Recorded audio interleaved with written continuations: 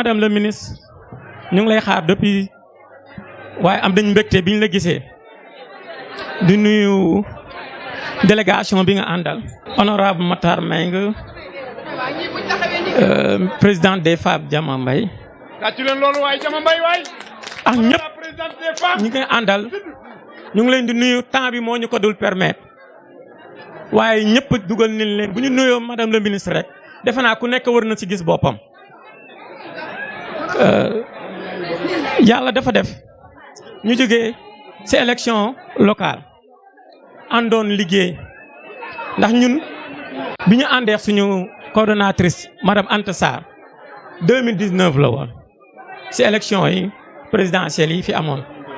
ñu ànd nag ci ngor suñu diggante ak moom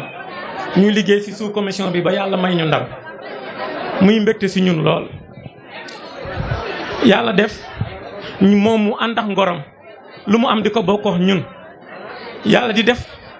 ñuy avancer ba yegg ci 2022 ñu àndaata même commission bi ñu remettre ko ñu liggéeyaat ci élection yi yàlla def safaan mu ne déedéet du fi yam nag tey jii la ñu war a gën a takku ndax sëñ Abdou Lahad Mbacké radiyallahu taala anhu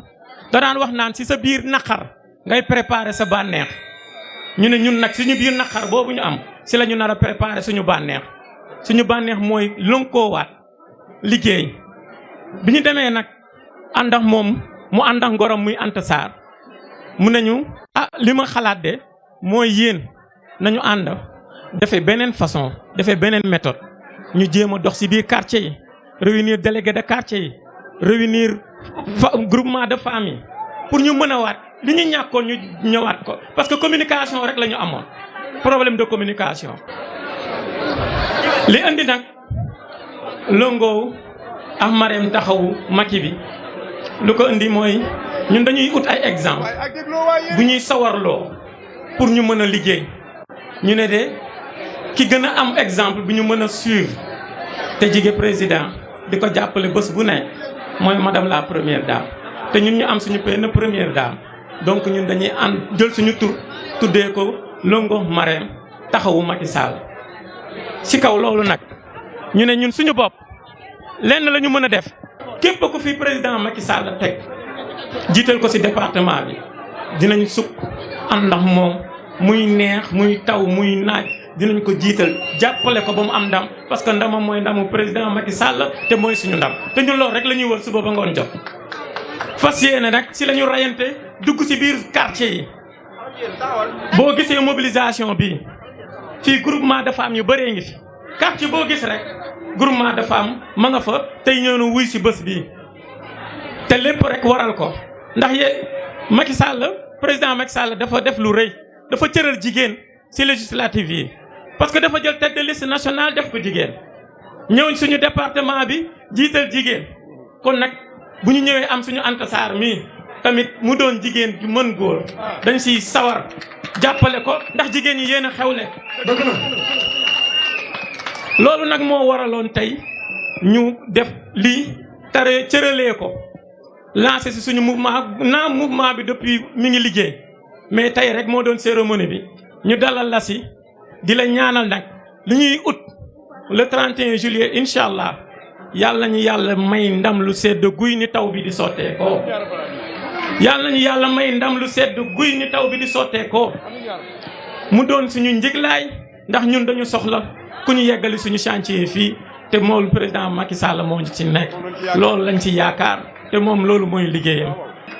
ndax Macky Sall tey lu mu bëgg moom laa bëgg ku mu fi teg moom laa bëgg bi ñu ànd ak Moustapha Mbengue ba yëf yi jeex tey balaa li ñu joxoon jeex dama xool nit jigéen da nga am vision bi ma am mooy ma ñëw taxaw jàppale la yow lañ fi teg. yow yaa nekk ci yoon wi yow laay jàppale te jàppale bi fi ma ko jaaralee. dama formé mouvement bi yëpp pour jëli ñi nga xam ne dañoo demoon ñi mer dugg naa seen kër yi sañu kilifa yaa ngi fi toog ñoom xuma paa yëpp ku ne dugg naa këram la naqari wax nga ma ko ànd naa ak yow tàllal loxo mouvement bi Marème Faye Sall la taxawal Longow Marème ànd jàppale Macky Sall looloo ko tax a jóg te sama jigéen yi jàppale ma ci kenn seetaanu ma di leen gërëm di leen sant. man nag jeunesse bi laay waxal dama xam ne fi mu toll nii Macky Sall liggéey na asom fii boo fi ñëwoon ndox na fi duñ fi teg ay chaise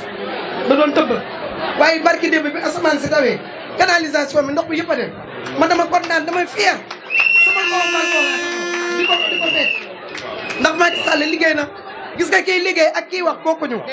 bàyyi leen kii nga xam ne jeunes yi maa ngi leen di ñaan yéen ñam topp leen suñ ginnaaw ngeen doon benn bokk yaakaar àndale jàppale madame Assome Diatta ñu am ndam le 31 juillet feetu ko feet bu neex fii si sous comité bi ndax bañ ma ko joxe ba tey rëccu ba ànd ak yéen man juruma leen moomuma leen ay kilifa saa boo leen mën a jógal mobiliser ay magum jëmm bàyyi seen kër bàyyi seen doom yi bàyyi seen njëkkër ànd ak man ba 23 xam nga ne mënuma leen fay leen a jóg ku jàppale ci këram ku jàppale femme club ñi ñooy femme club nangu nañ liggéey yéen laa gëm yéen laa àndal ñoo leen ñu topp sama ginnaaw taxawal mouvement bi ànd ak samay jëf tàllal ngeen ma loxo delloo naa leen samay loxo nañ leen ànd ñu liggéey takku doon benn bokk yaakaar jàppale Macky Sall jàppale Marème Faye jàppale Assome Diatta si kaw si kanam jaajëf. waa Camille Bass maa ngi leen di nuyu bu baax a baax waaye di nuyu madame Anta Sarr Dieng di nuyu responsable yi fi nekk yépp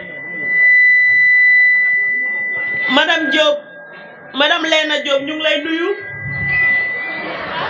di wax ni bëggoon nañu loolu nga jël kàddu waaye dañu am beneen programme jaxaay am nañ fa 3 débat yoo xamante ne waroon na tàmbale sax depuis 21h kon ñuy jéggalu képp ku bëggoon jël kàddu te mënu ko rek na xam ni dañoo nekk ci période bu xat rek waaye nekkul loo xamante ne peut-être manque de considération la bu ñu yàlla dimbalee nag ba ñu gagné largement incha allah dinañ ñëw jël suñu temps ndax bu boobaa du am benn course contre la montre waaye jamono yi comme ci département bi la ñuy yóbbu dañuy bëgg a dem fépp donc tey ci suba si ñu ngi defoon Kër Massar Nord après midi bi ñu def Kër Massar Sud ñoo ngi nii di dem Jaxaay donc ñu jéggalu ñëpp di wax ni ñu ngi féliciter Léna vraiment pour résultat yi pour mobilisation bu am solo bi waaye di kontaan loolu ndax jeunesse bi ñu fi gis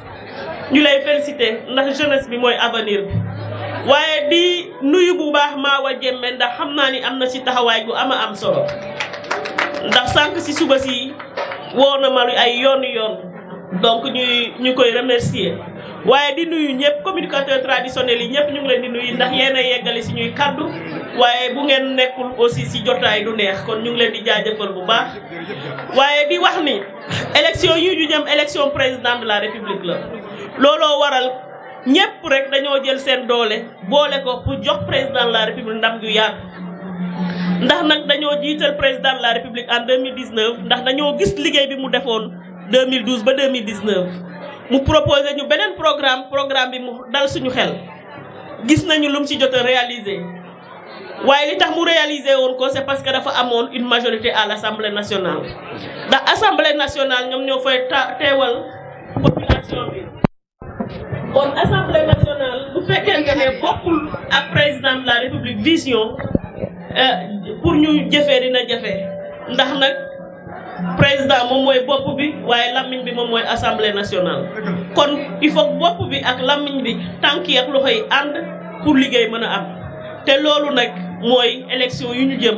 muy les élections législatives du 31 juillet 2022 bëgg nañu nag ñëpp mobiliser wu ñëpp jàpp ci liggéey bi bu ko defee ñu am cette large victoire may profiter nuyu au passage sama benn jàmbaar bu nekk fii muy Hermine Diédhiou nga xamante ne am na taxawaay bu am solo bëggoon na intervenir mais nee naa ko daal nañu jéggal ndax temps bi moo xat waaye di nuyu honorable Oulimata Ndoye mu ñu fekk ci jotaay bi ndax gis nañu taxawaayam tamit mu ngi jógee ci terrain bi waaye di nuyu le coordonnateur du comité électoral Kër Massar Sud madame Anta Sarr ñu ngi lay féliciter bu baax ndax yor sous comité électoral depuis 2012 ñu nangul la ko c'est parce que sa liggéey bi moo ko wone donc dañ lay féliciter waaye di la féliciter waat ci mouvement bi nga lancé ndax nag xam nañ ni góor bu taxaw bu ne say soxna jàppale na la kon moo tax bu ngeen àndee lëngoo avec madame la première dame c'est sûr incha allah dinañ indil doole gu rëy au président de la république te président de la république jigéen ñi la wóolu ndax xam na ni jigéen ñi bu ñu dogoo rek incha allah li mu bëgg mën na koo am waaye jigéen ñi tamit nañu waxtaan ak suñu xale yi ndax nag léeg-léeg duñu waxtaan ak xale yi bu ko defee ñeneen jiituñu ci seen i nopp détourné leen donc da ngay liggéey ba bëgg a dee keneen ki nga xamante ne dafa détourné sa njaboot rek mu tax doo am résultat yi nga bëgg waaye élection yi ñu jëm nag comme jigéen ñi dafa bëri jotaay bi dafa bëri ay jigéen nañu xam ni élection njaboot la jigéen bu nekk na xam ni importance famille yom wala ëllëgu famille yom dafa dépendre bu baax ci élection yi ndax man de président Wade mi nekkoon opposition pendant 26 ans daan naa ko dégg mu wax ni moom du jéggi mukk ay néew pour dem palais kon man bu ñu toogee ba Sénégal ñuy gis ay opposants yi yoo xamante ne dañuy naan ay nit dañuy dee ba noppi ñu ne leen bii di ñëw mooy gën a métti kon ñooñu dañoo war a jóg ñun ñëpp dogg pour barrer leen seen la route ndax nag Sénégal gii li tax ñu am stabilité am suñu njaboot duñu ko caaxaanee ndax dafa métti si waajur rawatina ci jigéen nga am sa doom ëmb nu mu diisee nga jur sa doom yar ko ba mu mag kenn rek jóg yóbbu bakkanam si gratuitement yow rek yaay ñàkk te foofu nga ko yaakaaree woon kon nañu xam ni dañuy xeex aussi pour suñu njaboot waaye dañuy xeex pour stabilité Sénégal ñun ñëpp nañ ci dogu jàppale président de la république ndax lépp lu mu mën ci Sénégal mu ngi koy def waaye am na yéene bu gën a yaatu pour Sénégal Kër Massar gis nañu lu mu def gis nañu pont bi defe naa pont bi ku ko gis ku ne sa xol dina sedd waaye madame Anta Sarr wax na ko Camille Bass ñun ñëpp xamoon nañ ko ci affaire inondation yi defe naa 2020 nekk na point yi nga xamante ne ñoo gën a marqué Sénégal ci wàllum inondation kon bu taw bi tawee taw yu am solo yooyu mu def démb nga mun fee teg tey bâche pour def meeting loolu ça veut dire que le président de la république liggéey na liggéey bu am solo lu mu promettroon population Kër Massar bi mu ko ñëwee il a tenu parole kon ñun ñëpp nañ ko jàppale ndax mu yokk liggéey bi ndax am na yéene bi pour Kër Massar am na yéene bi pour Sénégal maa ngi leen di gërëm di leen sant.